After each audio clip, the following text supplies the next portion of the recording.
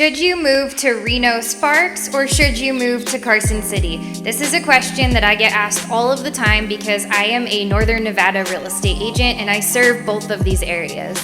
So today I'm going to get into some of the market data, demographics, and statistics about these areas to give you a clearer picture about what living in each place may entail.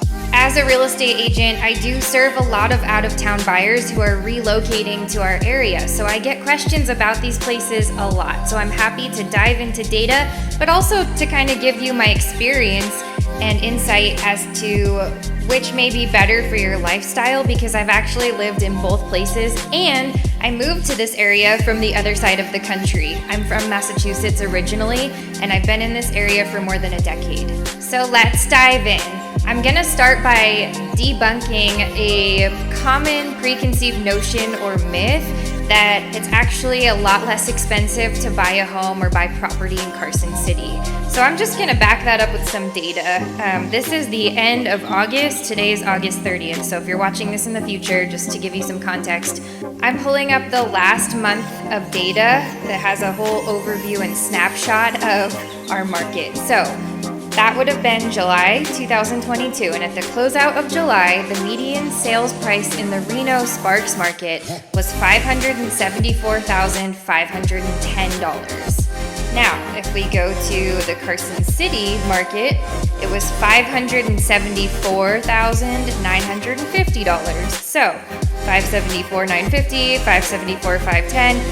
Really not a huge difference there. We're talking about like $400 or $500. So let's just let that preconceived notion go. It's not that much cheaper to buy in Carson City. However, the type of home that you may find and the amount of yard or land may be a little bit different depending on the part of town, just because Carson City is much more rural. So while we're on the topic of Carson being more rural, let's talk about Reno Sparks as far as the population goes versus Carson City. So I do say Reno Sparks as one. They are technically separate cities. However, they are neighboring cities and they share a lot of crossover as far as amenities, entertainment, culture. I am a mom. I have a daughter who goes to school in Sparks. I have an office in Reno and I have a home in Reno, but my daughter goes to school in Sparks and it's an 8-minute drive. Depending on what part of Reno, I live in the north part of town, and my daughter's drive to school in the morning is only 8 minutes away, whereas parts of Reno, like South Reno, might be 20 to 25 minutes away. So it just kind of depends where you are.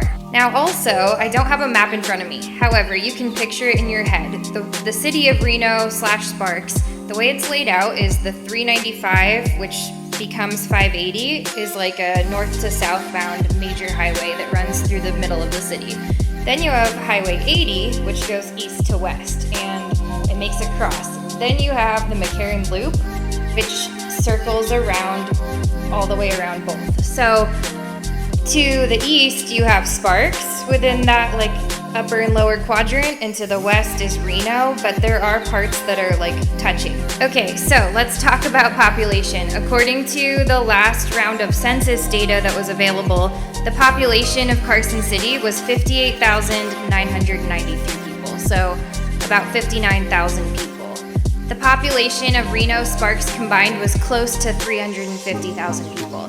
So that's quite a difference in population, 60,000-ish to 350,000-ish. That's quite a big leap, and you really feel it in both places. Carson feels much more like a small, rural, sort of ranch life, farm life based town, and Reno Sparks feels more like a major city. Plus in Reno, we have big casinos, we have a hustling, bustling downtown, we have many different districts that all kind of have their own vibe and flavor, whereas Carson mostly has like a very cute and quaint downtown. There are only a handful of schools to choose from, and there's a lot more green space in between everything because it is a rural community. So with Carson, I'm not saying rural like in some towns where you have to drive 2 hours to get a gallon of milk. It's not like that. There's a Walmart, there's a Home Depot, there are several grocery stores, big and small, there's Trader Joe's. They don't have a Whole Foods, so if you're into like the natural grocer thing, you're gonna wanna shop at Trader Joe's. There are also a lot of neighboring ranches and farms that have, you know, products that you can buy if you negotiate with them. And there are a handful of really cute and really delicious restaurants downtown. I have to say, as a Thai food connoisseur, my favorite Thai food restaurant in our whole area is actually in Carson City, despite there being like 10 times more choices in Reno. The best one is the Basil. It's in Carson City. If you are into nightlife, going out, being out late, going to see a lot of music, a lot of shows, a lot of variety of entertainment, I would say you will be driving to Reno a lot if you're living in Carson City, because most of that stuff happens in Reno. Now, on the other side of that coin though, Carson City is geographically about the halfway point between Reno and South Lake Tahoe. South Lake Tahoe has a lot of fun, entertaining, kind of offerings by its own right. So if Tahoe is more your speed, but you don't want to live in the lake area or pay the lake area prices, Carson might actually be a great option for you, because then you're about 30 to 35 minutes to Reno or 30 to 35 minutes to South Lake Tahoe. So you kind of get the best of both worlds. Now let's talk about schools for a second, because as a parent, I understand that that is a huge topic that is discussed when people are relocating to a new city. So in Carson City, you have, again, much more of the small town feel. There are a lot less choices when it comes to schools, but all of them kind of function within that small town community feel. And while I haven't pulled up any data to support this, I would guess that there is a very low crime rate in any of the schools in Carson City. I don't believe that there is as much gang activity in Carson as there is in Reno or Sparks. That is not really based on anything other than my own experience in living there and being there, but that would be my best guess. Now, when you go to Reno, you have all kinds of options, right? And as a whole, just so you know, Nevada is one of the worst ranked states for education as a whole. So, I mean, while there may be differences between Reno and Sparks and Carson City, as a whole, you just have to understand when you move here that you may decide to not partake in the school system at all. You may end up homeschooling or, doing some kind of remote hybrid, or I don't know what you can work out. But I will tell you the solution that I came up with and why I felt like Reno was a better choice. So, in the part of Reno where I live, we are actually zoned for statistically the worst school system in the entire community, in the entire city, in Reno or Sparks. And so when we moved here, I fell in love with our house. I love our neighborhood.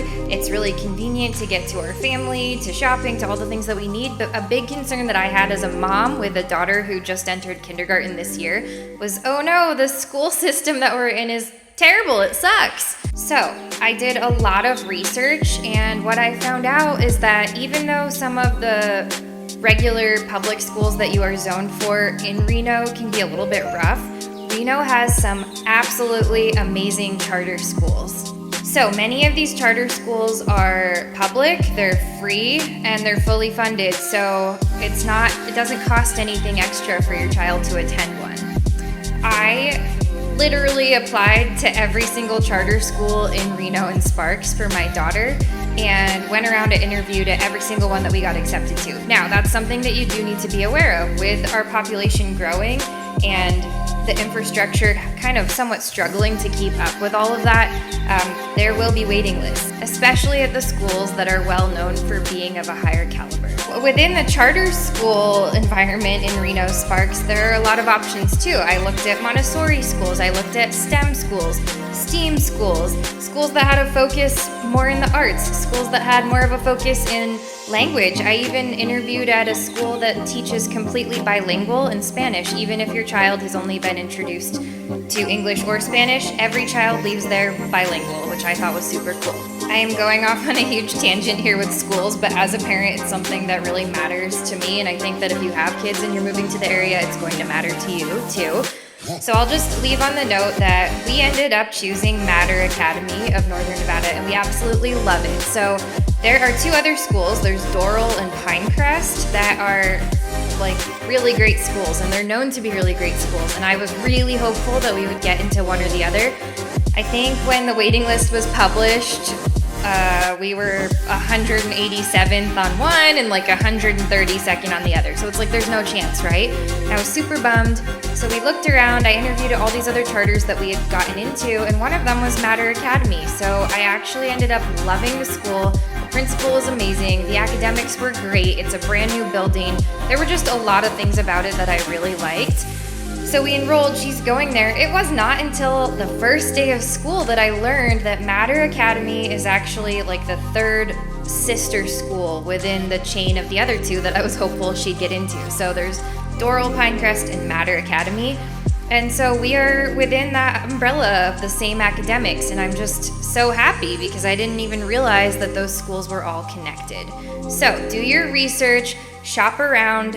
If you're really wanting your child to be in more of like the small community, small time, close-knit, family-oriented scene, you're probably gonna wanna explore Carson City, though there are some really great options in Reno if you're willing to do some digging. And lastly, I'm gonna talk a little bit about lifestyle. So arguably, Reno kind of has it all. There's a huge university, therefore there are a lot of amenities for young people. There's 24-hour entertainment, bars, nightlife, nightclubs, all of that. So all that exists if you want that to be what your life is like. I am in my 30s. I have 2 daughters, a husband, and run 2 businesses. So my life looks nothing like that, though I appreciate that it's all right there if you ever felt like getting out. But, that's not to say that everyone who lives in Reno lives like that. I am like early to bed, early to rise, kind of like family person now. So, while the community as a whole in Carson City is, to me, a lot more family-friendly, family-oriented, maybe feels a little bit safer, that's not to say that you can't have that same experience in Reno. One more piece of data that I will finish on is something that I actually found really interesting. So I'm looking at the census data again, and I'm looking at the Carson City page, and I'm looking specifically at the population per square mile. So in Carson City, the population per square mile was 405.7, so roughly 406 people per square mile. When I click over to Reno, that same statistic is only 93.8, so about 94 people per square mile versus 406.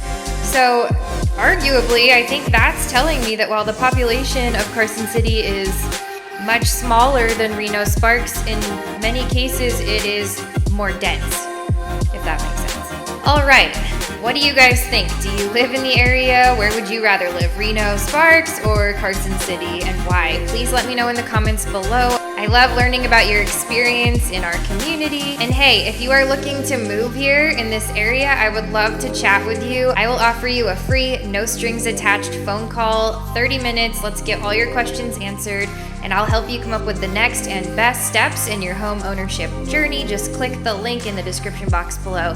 And of course, if you haven't already, make sure you hit that like and that subscribe button so that you don't miss any of my upcoming content. All right, see you guys next time.